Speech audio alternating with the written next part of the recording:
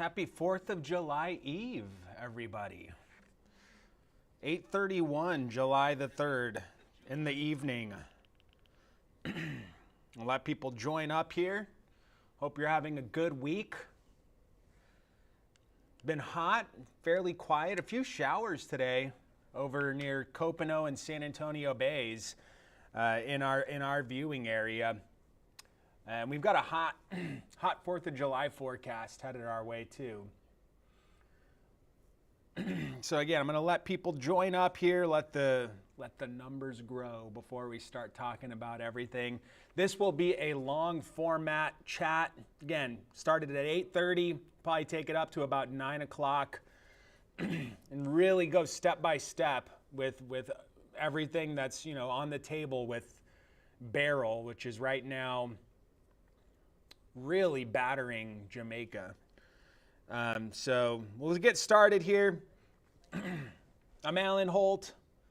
Get to talk about weather every night in Corpus Christi, Texas.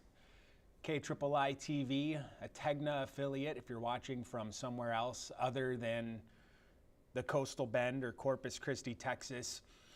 Generally, we get a lot of extra viewers on these things when we're digital, because digital is worldwide.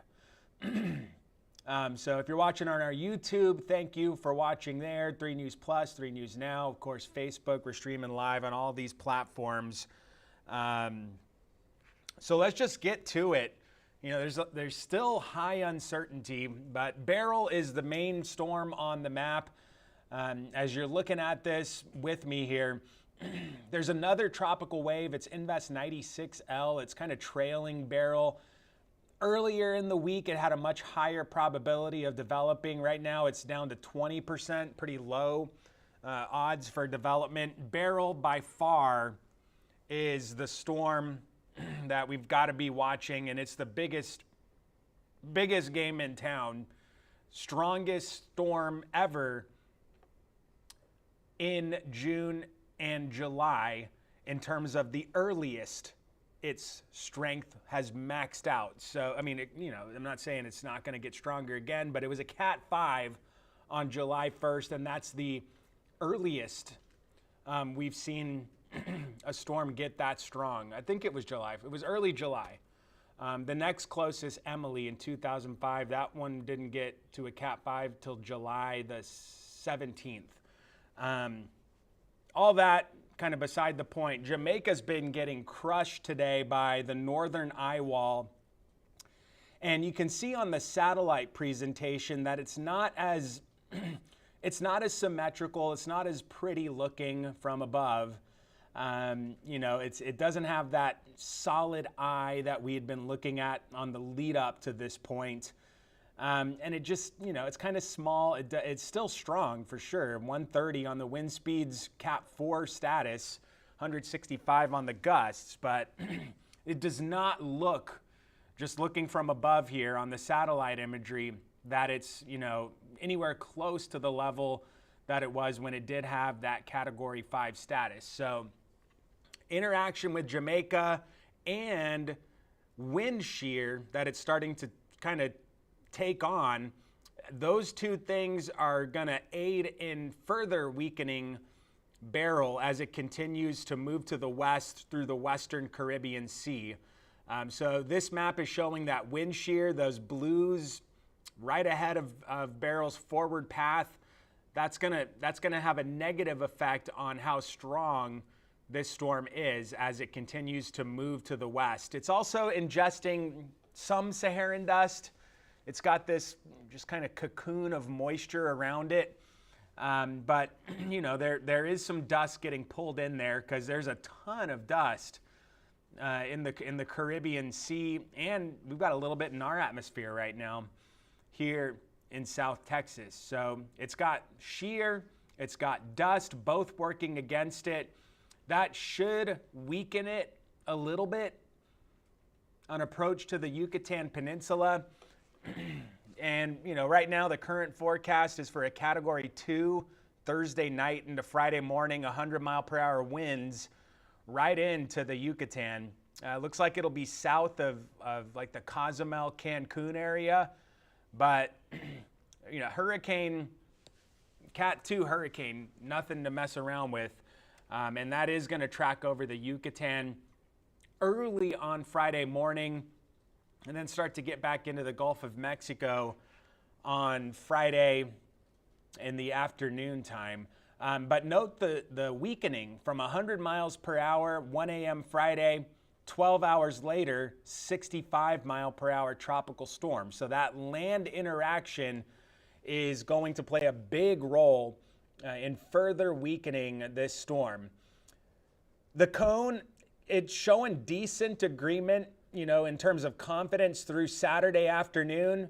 And then on Sunday, it starts to widen out and into Monday too. That's where the forecast as of right now is still fairly uncertain. You have a 500-mile wide cone that's stretching north of Matagorda Bay in the middle Texas Gulf Coast and south of Tampico, Mexico, along the Mexican coastline. So you've got a massive spread there in terms of possible tracks. The cone just shows you where the center of the storm is most likely to go.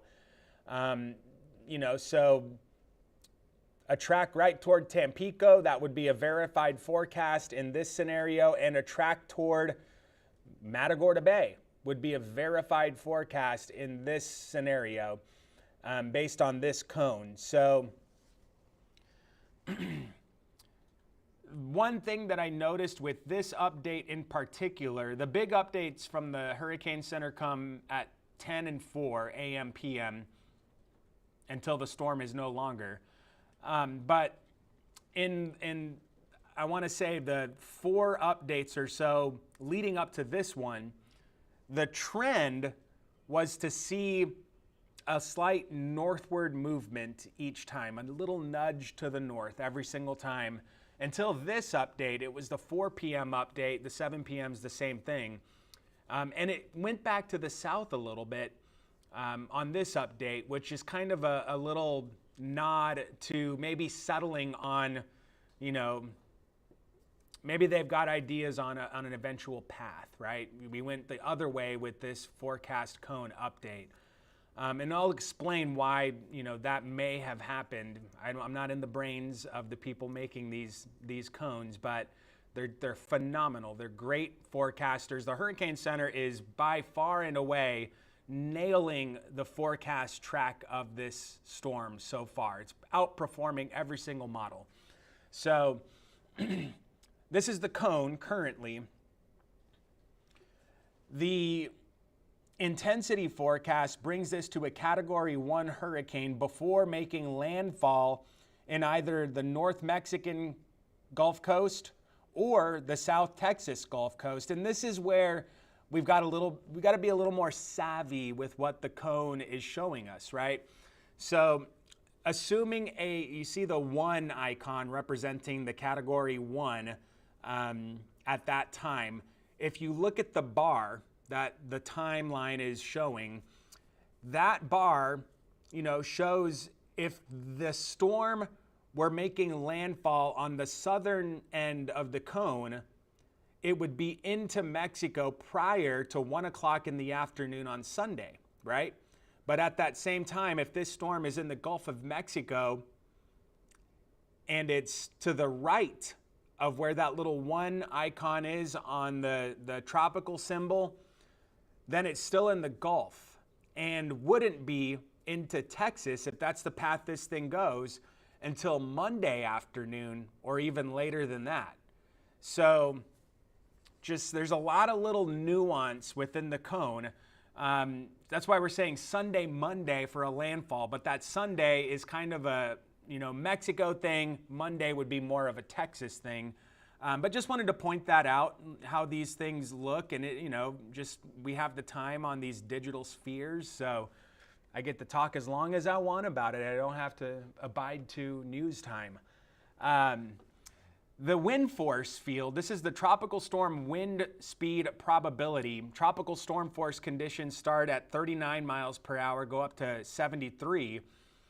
And, there's a low end chance that we do have some tropical storm force conditions. it's not a high chance right now given this forecast, but 10 to 30%. That's the odds as we head toward, Monday afternoon. Those are the odds for South Texas, about 10 to 30%. I think this is a valuable graphic. As we get better data on the exact track, that's when I'll start throwing out, more customizable forecasts for our area. I did one at 6. I'm not going to show it again at 10 because I just think there's still a little too much uncertainty to really have a good grasp on specifics with respect to things like wind, rain, surge for a location in Texas at this point. We could show you model data all day long, but it's going to change. So I'm kind of holding off on that aspect right now. The spaghetti plot, this is one step, in my opinion, in the right direction with respect to gaining a little bit more confidence on the eventual track of Beryl. So really good agreement through the Yucatan. That high suppresses a northward movement until, Saturday, Sunday, Monday, the high swings back over to Florida. That opens up the avenue for that northward turn. How much of a turn is still in question, but on this particular plot of spaghetti models today, the 12Z run of the European and the GFS, they had been split for a couple of days leading up to today's data. The European way to the south down near Tampico. I keep referencing Tampico because on the cone, that's about where,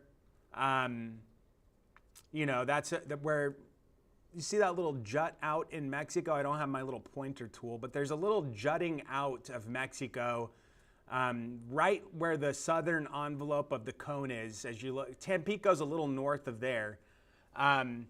The European was right in that area for a few days while the GFS was up in the South Texas region. Today, they kind of converged on North Mexico, and if that trend continues, that would kind of lead to more confidence in the eventual outcome here. But the spaghetti plot's definitely starting to look more grouped in northeast Mexico, maybe South Texas, heading into Sunday/Monday timeframe. Here's the cone again, and I shared this to Facebook. This is also on our website if you want to just read for yourself or see what it is we're talking about. And I really think that we're to the point where we've got two possible scenarios. I'm calling them Avenue A and Avenue B, not because one's better than the other, but it's just that's what I'm calling them. But Avenue A, couple of things going on here. One is the high is a little bit farther to the east in Florida, which allows for more of the possibility of a turn.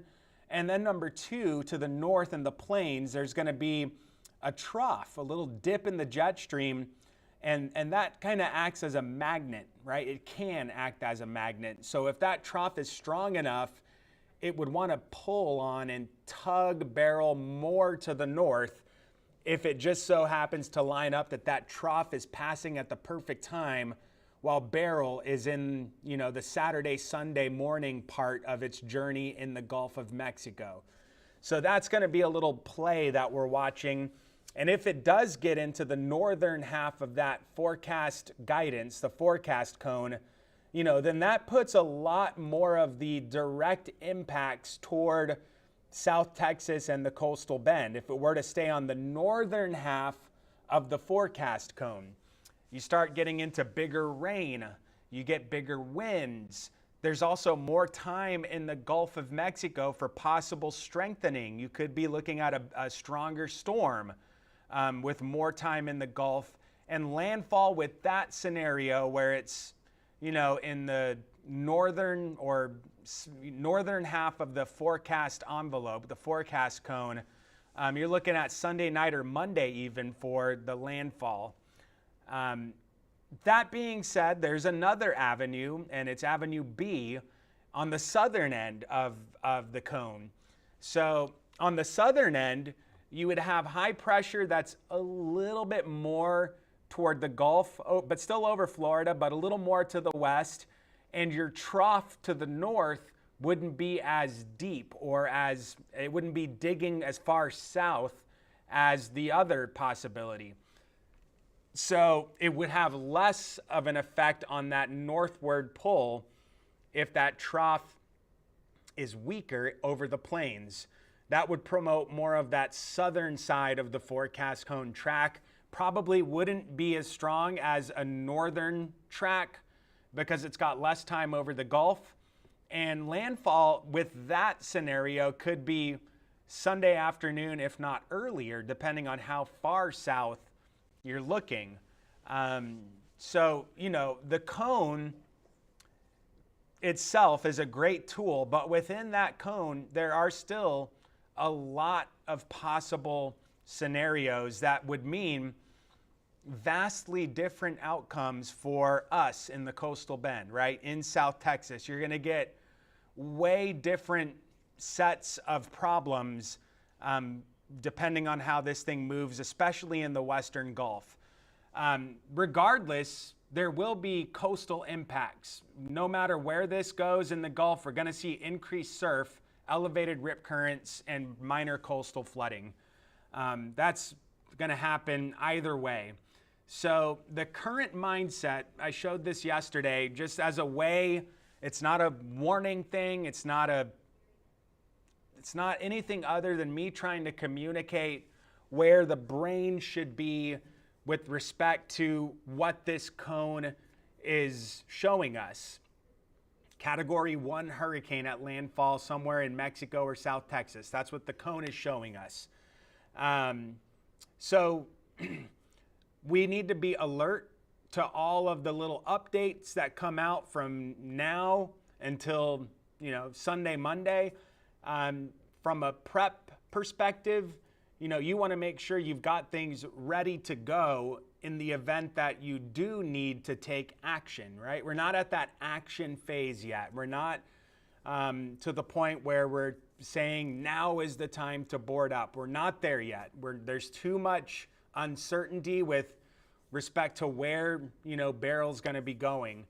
You're going to have all day Saturday. If let's say hypothetically it is coming this way, you're going to have all day Saturday and probably most of Sunday to take care of things at home if you need to start acting based on this current forecast. The winds may start picking up a little bit Saturday night and into Sunday if it comes to pass that it gets more to the north, right? So you've got time, and the point is to have things ready to go in case you need to go. We're not saying to go yet. May not say to go at all. A tropical storm, I don't think there'd be too much prep from like a home perspective. Category 1, okay, we're at another level, but we're not to that point yet is what I'm trying to say. So alert, all the way up to the Houston area at this point, being alert is something, that you want to be. If you're in Louisiana, you're attentive, you're aware that this thing's out there, but this doesn't look like a direct threat to that location right now. So that's where we are with respect to just the mindset with this storm. And what I just said, have your plan ready to go, but right now, as of July 3rd, 8:50 in the evening, it's not time to put that plan into motion. Certainly be thinking about it. The timing for Corpus Christi and the coastal bend, it's going to be Sunday or Monday in terms of when the effects will start. I think a landfall, if it were to be that it comes this far north, that wouldn't be till Monday, but winds and things may start happening before that on Sunday if that's the way it plays out. So stay up with the current forecast. Be sure you're following a trusted source. There are many out there. Our local weather service, all of our KIII meteorologists, the National Hurricane Center. Just make sure you're following a trusted and credible source for information, especially with situations like this. As changes are there, they happen. Changes happen. So regardless of whether or not it comes to Texas or Mexico, again, the surf is going to be elevated. This wind or wave forecast, it will likely shift around depending on where it goes, but I know that we are going to see elevated surf, and that's why I'm okay with showing possible impacts with respect to the wave activity. Sunday actually looks like the most active wave day, still elevated wave heights on Monday.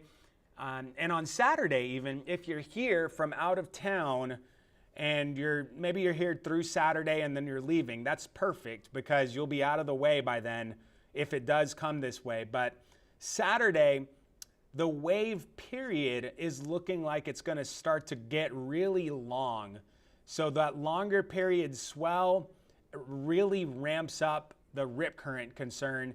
And even though the waves won't be long or large on Saturday, the period swell will be, and that's where the rip current risk can be very dangerous. So, I know a lot of people will be at the beach, and I'm just trying to emphasize that it is dangerous when you've got a tropical system in the Gulf and it is generating long period swells, and it really heightens the rip current risk. So just be mindful of that. Have fun, but just, be aware, be vigilant. Sunday, higher waves, long period swells, still Monday with the longer period swells, and 4 to 6 foot waves. This could change with a track change, right? So, but they're going to be out. The problem will be there regardless. For the 4th of July, hot and humid, 97, southeast wind 10 to 20, heat index 110 or so. Some wind gusts up around 25 miles per hour. Beach is looking good tomorrow. Low rip current risk, not no rip current risk. UV index extreme, sunscreen is a must, and reapply it if you're getting in and out of the water or you're sweating or toweling off, whatever. Reapply it every couple, 2-3 hours because it does start to wear away. But 90 or so at the beach. Water temps right now in the middle to upper 80s there. If you're out fishing tomorrow, a little bit of chop in the afternoon, 2 to 3 foot waves at a 5-second period. There will be some afternoon chop. The winds will be a little breezier in the afternoon. And I kind of asked my friends, hey, we've got a new graphics package, and I just kind of remade the marine forecast. I asked them, hey, we've got like Preston, our chief photographer here, Blake, our morning director of the morning newscast. They're really avid fishermen. And I said, hey, what thing would you like to see that really helps you out? And they said the moon phase. So I said, okay. So the moon phase is a waning crescent. It's less than 10% full right now. It's a little fingernail up there. Waning crescent moon for tomorrow. So that's the marine outlook. The 7-day, that weather impact alert, those red colors. This is kind of a weird scenario to be implementing this, but we're going to start doing these alert type days. When we see certain criteria being hit that are more dangerous or impactful, if you're going to be doing things with respect to the weather, and the weather is going to be affecting you. So the reason they're red right there on Saturday afternoon, Sunday, and the first half of Monday is because of that elevated rip current risk. It's not because the storm is coming here. The rip current concern is one of the characteristics that we look for to be able to highlight and say, hey, if you're going to the beach, just be aware that there's going to be this rip current concern during this time frame. So that's what that's about. The lead up to the weekend, some Saharan dust in the atmosphere, a little bit of haze up there. I do put the rain chances in They're not crazy high yet because I'm still kind of ironing out the exact track. That's going to have a huge say in what eventually comes here. I'm going to go back to the avenues graphic really quick because, you know, if we get to the point where we're talking about Avenue B here and this storm does stay well south of here into Mexico and stays south, you know, then it's possible we hardly get any rain at all, and the wind is no big deal, the surge is no big deal. I did see a question earlier about Alberto. Well, why did Alberto bring this surge, you know, to the coastal bend, and we got half a foot of rain out of Alberto, but it was just a weak 50-mile-an-hour tropical storm that barely developed in the southwestern Gulf? And the answer is, the quick answer is, all storms are different. They're all going to have a different impact. They all are wildly different. So Alberto was being influenced by that large ridge of high pressure that gave the Northeast that huge heat wave when the weak Alberto was developing. It was the difference between the broad low of Alberto and that big high in the Northeast that channeled all of that wind and moisture toward us. That's why we had the rain. That's why we had that elevated surge, 3 to 3.5 feet here. This is a totally different scenario, and the impacts are going to be totally different. So I'm going to try to answer questions. I'm going to go back to the forecast cone because I think that's probably the most valuable graphic. We'll leave it on the cone with the tropical storm wind speed probabilities. I am going to try to log off in a few minutes just to get my bearings for our 10 o'clock broadcast. And again, I'm still not ready to put numbers on things like rain and wind for the coastal bend with respect to this forecast. And we typically don't.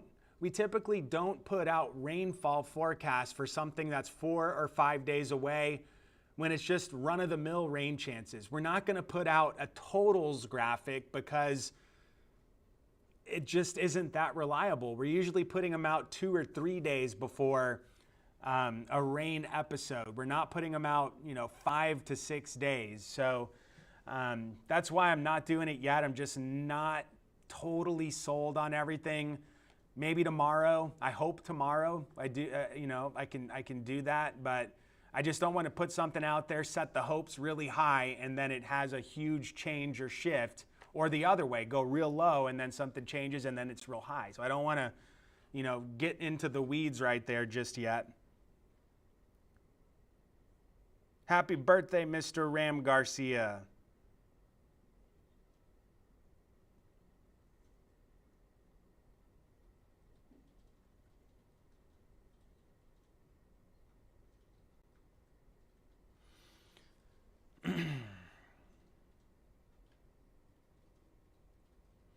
If you're just now logging on, it always makes me chuckle, when I see questions that have been answered through the course of these live feeds. Feel free to rewatch this. There's 30 minutes we just spent walking through every aspect of what I know right now with respect to Beryl. Rewatch it. You can go to our website, KIIITV.com. The real meat of all of this discussion's in the hurricane section of the website. There's an article there, and it's got everything we just talked about here on it, or just watch the news in an hour. We'll be on at 10 with a fresh update. The 10 o'clock update will be up right before the news, and we'll be on live with that. So y'all stay safe. Enjoy the 4th of July. Enjoy it.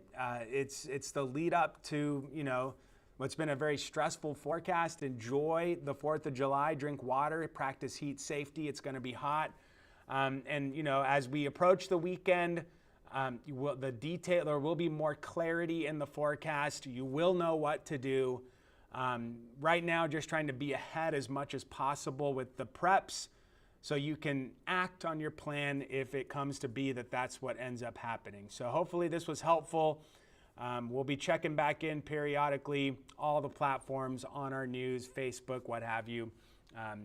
Happy 4th of July.